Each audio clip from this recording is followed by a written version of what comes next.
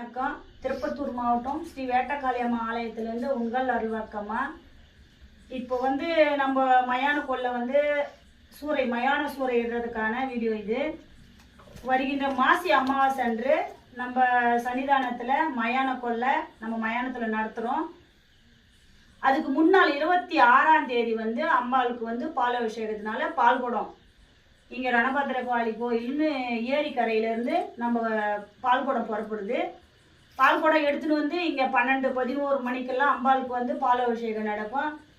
பக்த கொடிகள் அனைவரும் அந்த பாலாபிஷேகத்தில் கலந்துக்கங்க. மாலை அணிஞ்சிருக்கவங்க எல்லாரும் இதில் கலந்துக்கின்னு அம்பாளுடைய பாலாபிஷேகத்தை நல்லபடியாக நடத்தி கொடுங்க.